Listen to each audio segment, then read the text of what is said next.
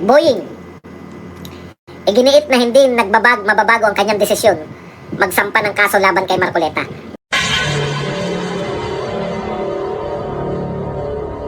Nothing has changed. We will file. Basta sa akin lang gagawin namin ang trabaho namin.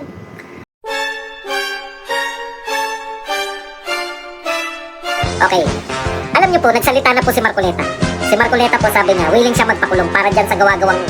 Ang malupit pa po nito, no? Hindi po nila masagot eh. Ito po ang hindi nila kayang sagutin. Hindi po ba, sinabi na ng COMELEC, kung yan po ay campaign-related, COMELEC po ang nagpapasya dyan.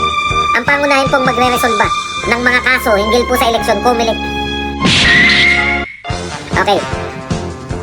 Bakit hindi niyo po sagutin, ombudsman, pati yung assistant ombudsman, si Clavano, na panayang papres?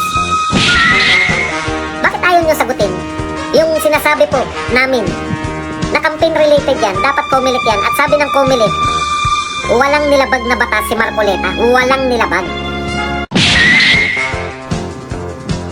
Walang nilabag na batas si Marcoleta, bakit nyo? Same! Yan po yan, yung 75 million na sinasabi ninyong campaign contribution na hindi dineklara sa SOSE. Sabi po ng COMELEC, walang nilalabag. Sino po ba nakakalam ng batas tungkol po sa mga campaign contribution? Kung may pagkakamali ka o hindi. COMELEC po. Napawalang sala na po si Senator Marcoleta dyan sa 75 million na yan ng COMELEC na concern. Baliktad po eh. Pag napawalang kaso, sala ka sa COMELEC. Same na kaso. Wala naman pong ibang kaso si Senator Marcoleta. Hahanapan ka po ng ibang korte. Ilalako. Inilako, napunta sa ombudsman. Kaso na naman. At ang malupit pa dito, mga non-bailable yan. Oh shit! Kaya, tama si Marcoleta na naman na hitting two birds in one stone.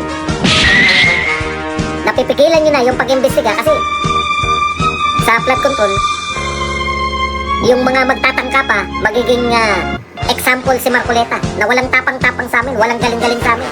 Kaya namin kayong ipakulong pag hindi kayo nagsiling niya. Okay, may mga dagdag pang sinabi yan. Ito pa po ang mga sundot ni Marcoleta. No official is above the law. No official daw is above the law. Ito nangyari sa kaso ni Joel Villanueva na hinutog na. Malapit na mahinog. Ngayon, preliminary na naman. Ano po nangyayari na sa mga kaso ni Martin Romualdez? Hindi po ba plunder ang isinampan nyo kay Martin Romualdez? Siya po ang tinuturo ng halos lahat. Kayo po, in-announce ninyo. Ha? In-announce po ng ombudsman ng utak po ng flood control. Utak ha? Utak ng flood control scam ay si Martin Romualdez at si Saldico. Ano po nangyari sa utak? Yung pong walang kinalaman sa flood control, yun po ang unang makukulong, si Marcoleta. Si Marcoleta po kasi ang masugid na gustong mag-iimbestigahan yung flood control na yan. Pero yung utak po, lusot. Bakit po hindi makasuhan ng non-bailable si Martin Romualdez kung siya po yung utak ng flood control? What does it mean to be truly safe? Is it how you avoid danger? Hindi naman po sa amin hindi naman sa amin galing yan. Paalala lang natin dito sa ombudsman.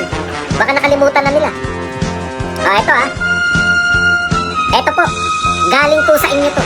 Inakusahan ng Office of the Ombudsman si dating House Speaker Martin Romualdez bilang mastermind o utak sa likod ng malawakang flood control corruption scandal.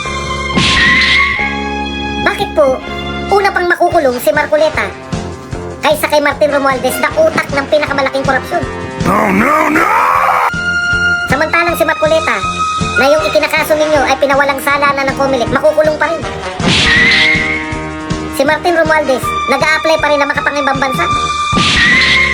Meron po bang na-freeze na asset si Senator Marcoleta? Walang pina-freeze na asset. Si Martin Romualdez meron eh. Bakit po yung mga tao na walang nape-freeze na asset katulad ni VP Sara at ni Senator Marcoleta, sila pa mauuna na laging inuusig? Bakit? Pero yung mga nape-freeze yung asset dahil talagang alam mong involved, kayo mismo nagtukoy na siyang utak si Romualdez sa buwatan ni Saldico at saka ni Romualdez. Bakit po hindi sila nakukulong kung may kaso na sila? available sa mga utak. Ibig nyo sabihin, hindi ko po sinasabing walang mga kasalanan, nakakulong nga eh. Pero hindi pa naman po sila na, they are innocent until proven guilty, di ba? Si Ramon Revilla at to si Jinggoy. Pero bakit po yung sinasabi nyong utak, hindi po makulong-kulong? Yun po yung nakakapanggigil eh.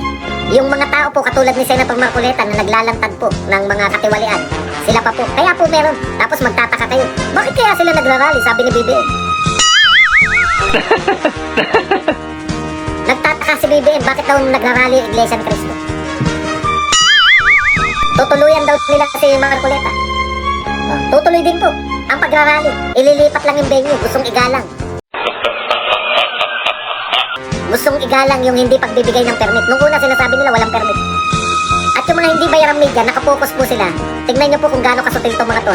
Nakapokus po yung mga hindi bayarang media. Diyan po sa traffic. Bakit hindi po namin marinig sa salita ninyo yung salitang traffic? Pag ang nagrarally dyan ay mga makabayan black. Pag ang nagrarally ay dyan mismo sa EDSA, pag ang nagrarally dyan ay mga dilawan at makabayan black. Bakit wala kayong sinasabi na traffic?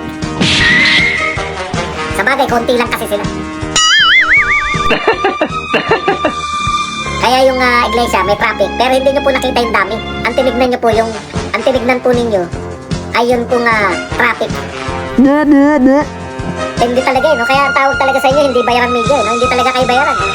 Kaya yung sinasabi nila na nagtataka rin yan, nagtataka rin yung media. Bakit daw hindi na sila pinaniniwalaan? Pucha, ano no, yung rally, malaking rally no, tapos ang ibinabalita nila traffic.